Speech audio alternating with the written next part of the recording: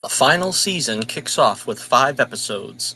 With the series speeding to its finale, does Part 1 make the grade? Find out when Johnnie Torch Reviews Cobra Kai Season 6, Part 1.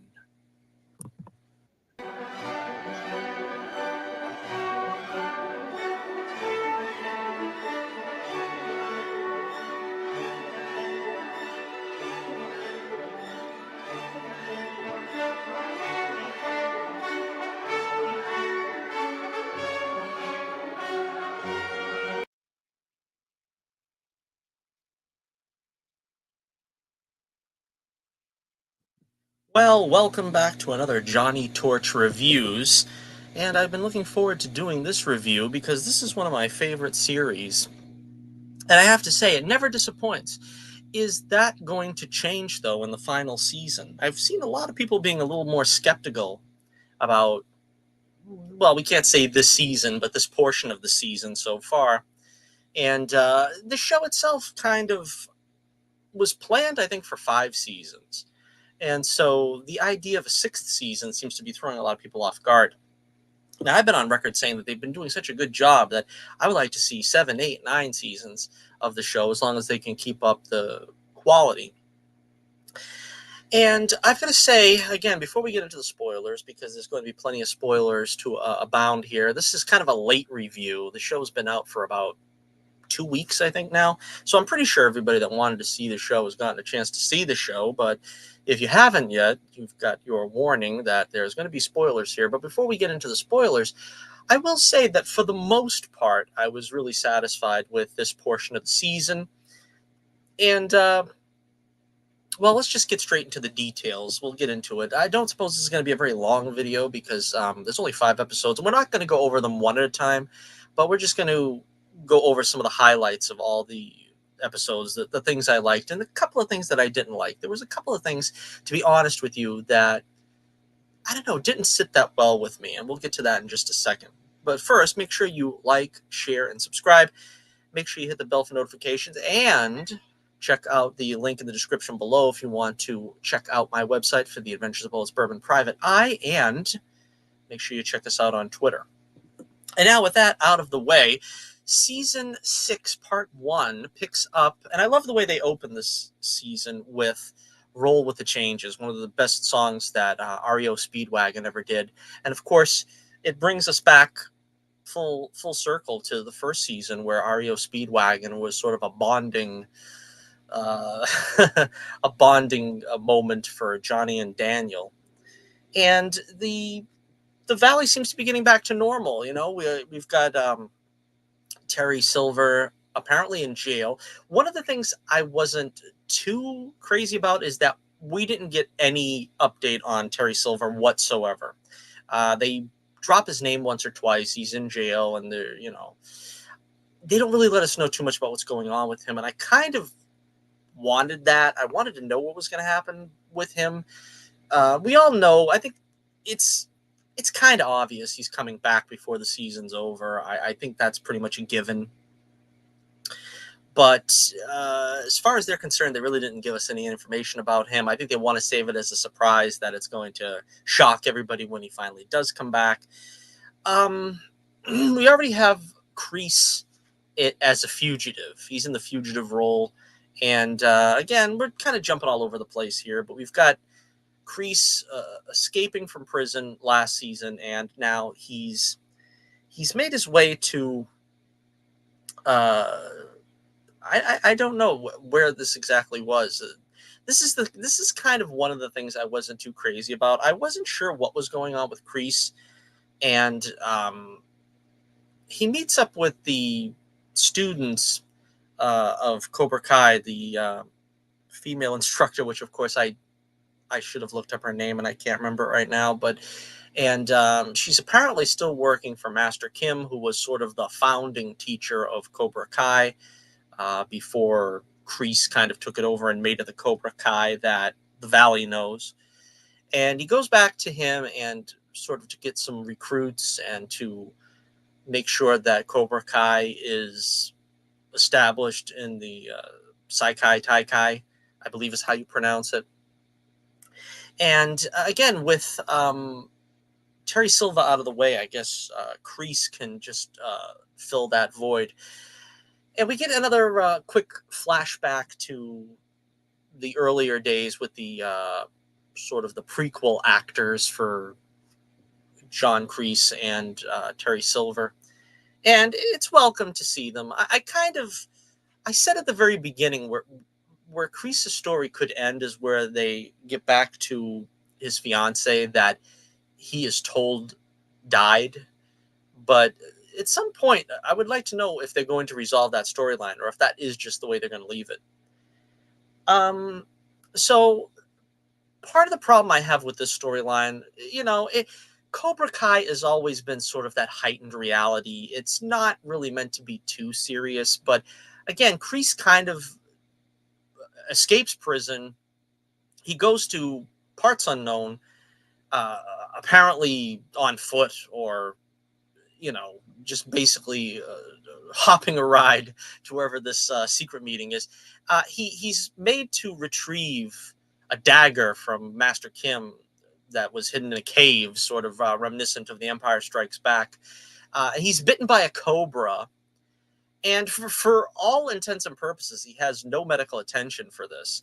And again, I don't want to demand too much of Cobra Kai, but I kind of feel like this is a little bit a step beyond heightened reality. This is kind of going a little cartoony, where he's actually bitten by a cobra. He kind of shakes it off, and he gets sort of the cave vision, like in Empire Strikes Back, where he has to kill Johnny Lawrence in order to sort of get his vibe back, because he's lost it, because he's got a blind spot for Johnny Lawrence, which again, it's kind of believable, although I'm not sure that, he basically did try to choke him at the beginning, the opening minutes of Karate Kid Part 2. I'm not sure how much of a weakness Johnny really was to him in the original trilogy, but that's what we're going with. And so they kind of double down on Kreese being the villain, that he is not really going to be quite as soft as, like I said, that maybe he would get his closure, his happy ending, and he'd reunite with his lost love and so forth. They kind of double down at the beginning of the season that he is the villain still, and that we are not going to soften him up. Now, he still has an interesting relationship with Tori, a grandfatherly relationship that I thought was nice. We'll get into that a little more in a few minutes. So we get some interesting things going on here. I liked we've got the three of them, as we see in this picture here, a blending of Miyagi-Do and Eagle Fang, and Chosen as sort of the outlier for the old school Miyagi Sato, I guess, teachings. And part of the thing that was always fun about the Karate Kid being a fan was always wondering, how would one fighter match up against another? And we never got to see Johnny versus Chosen, really, and they kind of hint to it here, and it turns into sort of like basically just a fun little skirmish that really doesn't amount to anything. But at least they kind of tried to go there, where they knew it wouldn't make any sense, but they still kind of wanted to show that they were goofing off in the same kind of sense as, say, Rocky and Apollo at the end of Rocky 3. And we do get to see Johnny take on Bad Boy Barnes. Now, this is another instance where one of the things is I'm always I really wanted them to do right by Mike Barnes, because he's sort of an unsung villain in the Karate Kid saga. Everybody loves Chosen, and everybody loves Silver, and Kreese and all this, but Mike Barnes really doesn't get his due, and they do give him a good spot here. I kind of wish that he would be brought into the fold more than be an outlier, sort of. He's not part of Miyagi-Do, but they use him as an independent,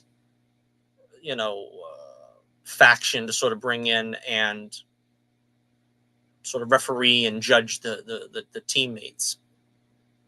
So I'm glad they did something with him there, and I think he was used properly there. And as I said, they do have a fight scene between, sort of a skirmish. I wouldn't call it like a full blown fight, but And you can tell that the guys behind this show, they were those kids in the late 80s that were thinking all these things. Oh, could Johnny beat Bad Boy Barnes? And, could Chosen beat Terry Silver? And we do see these kind of combinations, which is something I really like a lot. And I think part of the problem with doing that is who wins and who loses. And I feel like they kind of, because Johnny has seniority, so to speak, he's the more important character. He's literally the star. I mean, Daniel and him are sort of co-stars, but of course, Johnny's going to win that fight. And I kind of felt like that's the reason why Mike Barnes is never going to get on that top level, because they're not going to show Chosen losing to Johnny. They're not going to show, Chosen beating, Daniel or something like that. But at the same time, Mike Barnes, it's okay to show him lose. And I kind of feel like he's always going to be stuck in that second tier. And I kind of really wish he would have broken out of that. And I don't think there's enough time left in the season. We might see him again, but I don't think we're really going to see him, get to that level where he's going to be top tier, part of Miyagi-Do, the way Chosen and Johnny apparently are. All right, so we get a lot of familiar faces coming back this season. I want to touch on all of them briefly. We got Stingray back in the first episode. Always fun to see him, and he sort of tries to get Johnny to get his edge back. And again, it's always a fine balance trying to get Johnny being Johnny and having him still work and play well with others. I think it works for the most part what they did this season. He gets a job with Daniel at the auto shop, at the dealership, and it kind of ebbs and flows on how well that works for him. One of the things I liked a lot about this opening part of the season is we didn't really get bogged down in the domestic drama, which is something that I think was a little too prevalent in last season. They mentioned, of course, he and Carmen are expecting and they're house hunting and all that stuff was fine and well and good, but it didn't feel like they were bogged down too much in it, as I think we got a little bit in season 5. So again, it's a fine line to walk, and you want to make sure. And this season, at least judging by these first 5 episodes, they are really focusing on at least one good fight or action sequence per episode. They didn't skimp out on any action here. There's a good action scene basically in every episode. And so that was fun to look forward to. We get Kyler back even. Kyler's back. And I like what they did with this character. I like the fact that they've treated these kids like none of them are really mustache twirling villains. I've always likened this show to wrestlers and professional wrestling in that regard. I mean, there's heel turns, there's babyface turns. You could have one kid really being a bully and a meanie, and you really want to see him get his butt kicked. But then halfway through the season, it's all flipped, and it's a babyface turn. Or it could work in reverse. You see a nice kid that ends up becoming a heel. A lot of that goes on, and it's it's fun to see, because for the most part they treat the kids like they're not evil. They're just having some kind of rivalry with a heel turn, and eventually the babyface turn is going to come. I'm going to get into that a little more in a second, but let's close out some of the guest cameos and stuff. Yeah, we got Kyler. We've got Dimitri's girlfriend comes back. So, I think they name dropped Aisha. So there's some fun stuff that, I like about this show is they don't really forget any of the characters that were previously on. Dutch gets name dropped again. I really wish, and again, this is the reason why I say the show could really go for like 9 seasons or more, is that you really could delve into some of these things a little more deeply. We've never heard the story about Dutch and what happened. We could get into that. There's things that you can go back further in the Karate Kid lore and learn about, such as Daniel's father. We know next to nothing about him. The most we know about him is from Karate Kid Part 2, where he talks about he was there at his father's passing. We really don't know anything else about him. There could be some real good story arcs there that could be mined in future films, and if the series were to continue on. I'm not exactly sure how this is going to continue on. There's a movie apparently in the works with Ralph Macchio. I don't know if that's going to be, really tightly tied to Cobra Kai, or if that's just sort of an outlying thing that's going to be on its own. It's interesting to find out. But so speaking of that, let's get to the subplot that's the most interesting, the mystery of Mr. Miyagi.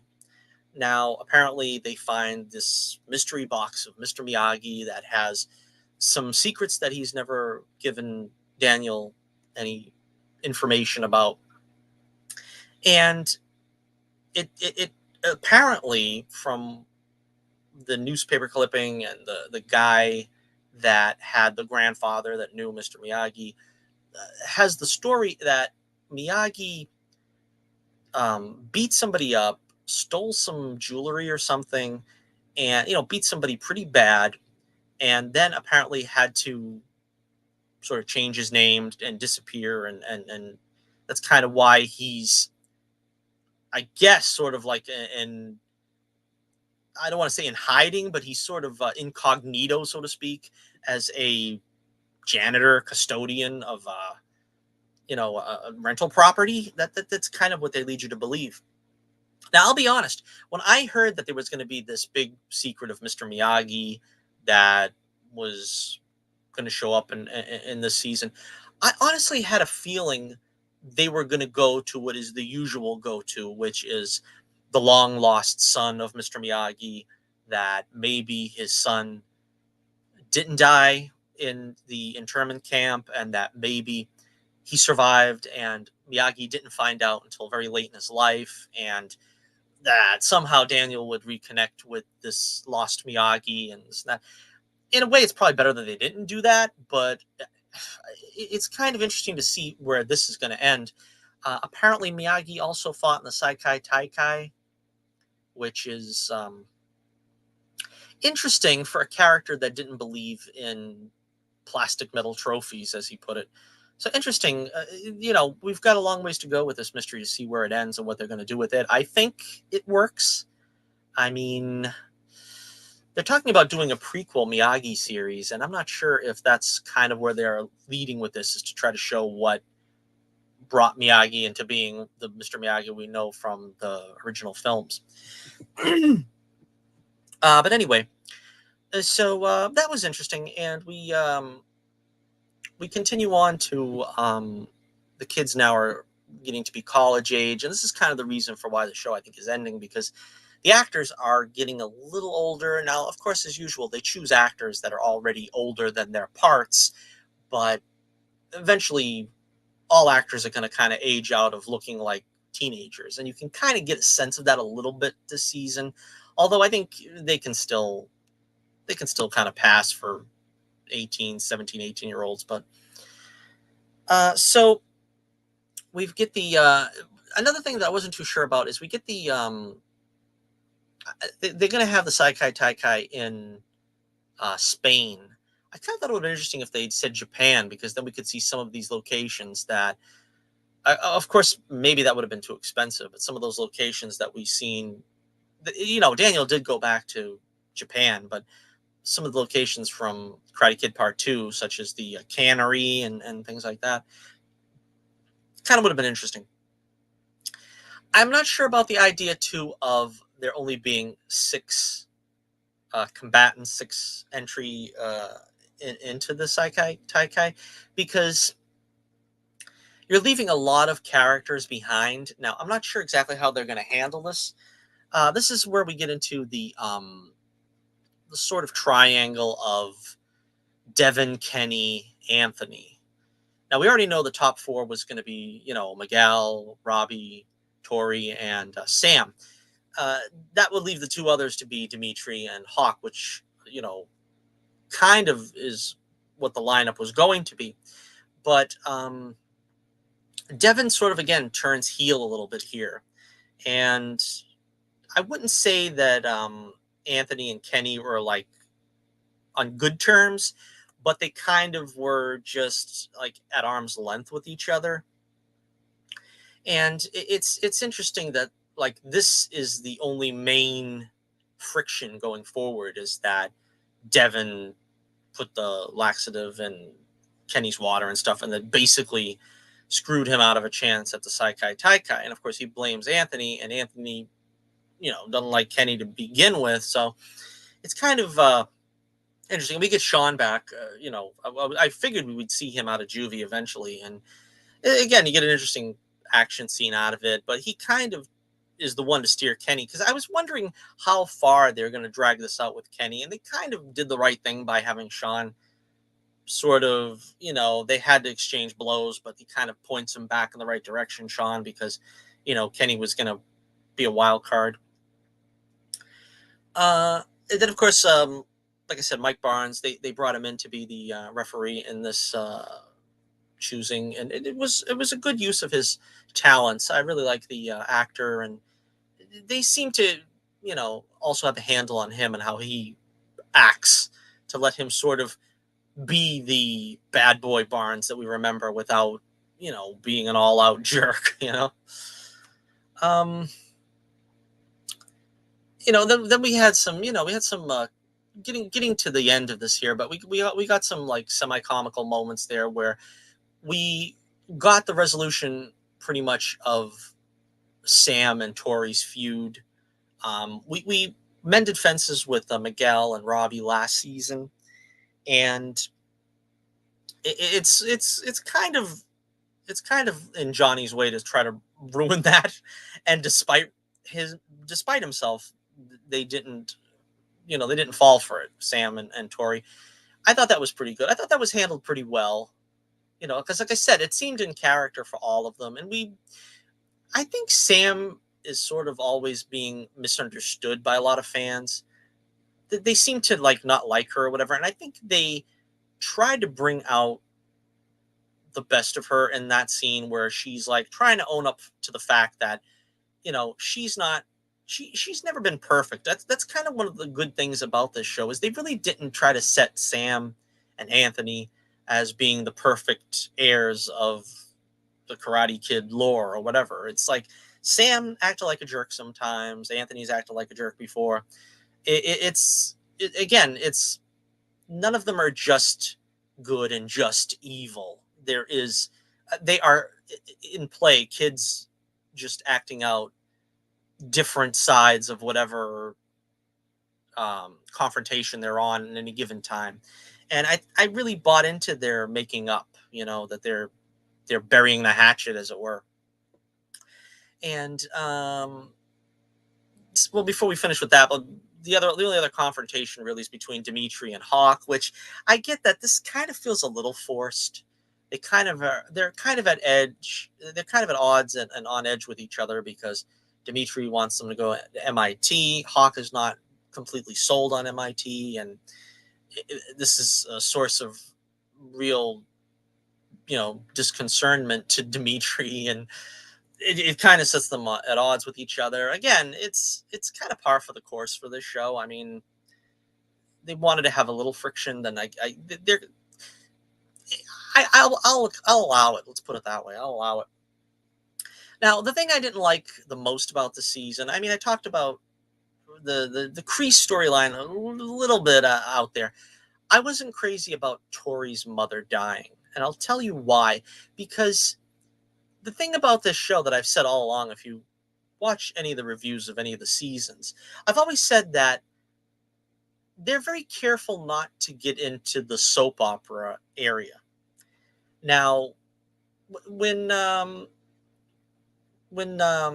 Johnny and Carmen got together, I says, "Oh boy, this is when they're gonna have the soap opera element. It's gonna be a lot of crying and whining, because Miguel's gonna be like, he doesn't want his sensei to be dating his mother, and that's gonna be a problem for them." And in true Cobra Kai fashion, they just kind of like, "Oh, okay, cool," and we just move on. And in the same way, I kind of think when we were building up to Miguel runs away from home, he's going to try to meet his father, and that's going to turn into a whole story. And Johnny's going to have to take out his father, and there's going to be like this feud between father and father figure. And then it turned out to be no. I mean, he doesn't even really confront his father. He kind of just like has a conversation with him, and just it's enough to satisfy him, Miguel, and then they just move on.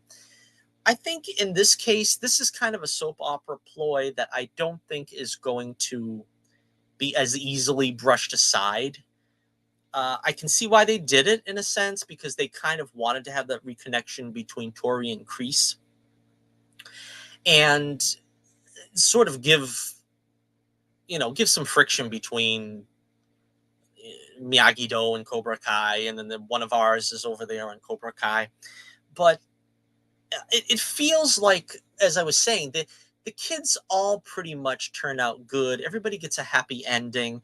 That's something that I liked about Cobra Kai, is that everybody gets the happy ending. Nobody is really left scarred by this. The worst that can happen is, like, Miguel had to work through his paralysis and he got back on his feet, and then it's fine. Tori can't really do that now. They already set up that, she has a scheming aunt that's going to try to take over. Her baby brother needs a guardian and all this and all that. And so when you take her mother out of the equation that she's been caring for all this time and let her die, you're keeping Tori from really having that happy ending. I mean, Kyler, look at Kyler. He started off as a bully and a jerk, and nobody could stand him. And now you feel sorry for him because those guys at the frat house or whatever were picking on him and making him, treating him and hazing him and treating him like crap. And, no matter what he did earlier on, you feel like he didn't deserve that. And it kind of feels like all the kids kind of get, they get their chance to reverse their fortune and their destiny and make something positive out of it. And Kyler's left in a better place now. The same thing can be said of, again, I can't remember her name, Dimitri's girlfriend, where she was like this, I'm not going to use the word, but like nose in the air and stuff. And now she's kind of still a little hoity-toity, but she's brought down to being a decent human being. It seems like all these characters get a chance to have their happy ending and have their fortunes reversed. And I don't think Tori gets that now. I don't really know. I mean, she could still be happy and still carry on with life, but she's got a very major obstacle in her path now. And again, the Sai Tai, whatever, is this big. They're building it up as if it could be this big thing that'll change all their lives.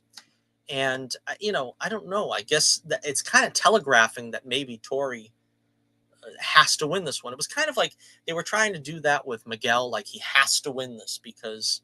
And I'm glad that Robbie actually won for a change, because it really was like weighing on the character that he could never win the big one. And, Miguel doesn't really need to win. They were trying to build it up that he needs to win because of his college chances were not good if he didn't win and this and that. But I just have a feeling that I don't know if that's going to be something that's going to haunt the rest of this season. All right, so that about does it. With that, we've only got 5 episodes. I don't really want to come down on the season without seeing the rest of it. We're only reviewing a part of the season, so I don't know if a number review really does it justice. I guess I'm going to say a 4.5 stars out of 5. Because, like I said, a couple of things kind of didn't work for me. But for the most part, again, the writing is very sharp. These characters behave the way that they're supposed to, the way you expect them to. Great acting all around, of course. We got a lot of, characters like Mitch has got a new nickname, Muscles. he got his happy ending, not having to be called by that other name anymore. It's again, everything is sort of wrapping up and spinning towards a happy conclusion. And again, I don't want to see them really try to force a soap opera aspect into it that's just there to sort of, well, we need some kind of friction. We need some kind of animosity that is not organically delivered, you know? But yeah, I'm going to say maybe an A minus. But again, this is only 5 episodes, so it's kind of hard to figure out. Oh, I guess we should mention briefly the new Cobra Kai students.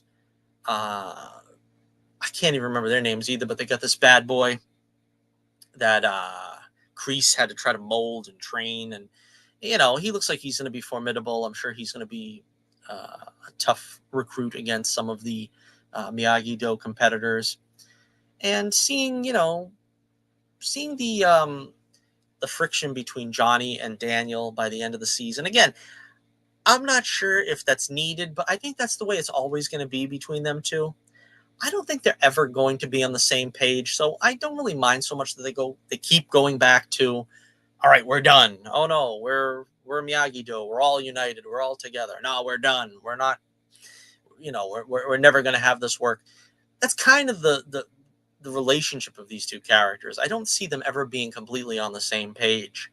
I mean, they're like oil and water, but I think that they'll come to an understanding at a certain part in the season, a mutual understanding enough to be able to work together the way that they need to win this. So let me know what you think in the comments below. Thank you for joining us here. And I can't wait to see part 2. I think there's 3 parts altogether. As of now, I don't know when the 3rd part is. I think it's sometime early next year. I believe, and I don't have this in front of me, but I believe part 2 of season 6 is going to be in November. Typically, they've been doing it in like late December, early January or something, I think. It used to be in the spring, like April, so I would guess that that's probably when the 3rd part will be out, would be like March or April, and November, December is sort of for part 2. So let me know what you think in the comments below. What did you think of Cobra Kai, the first 5 episodes of season 6, part 1? And until next we meet, remember, this is Johnnie Torch reminding you, keep the flame burning brightly and wax on, wax off.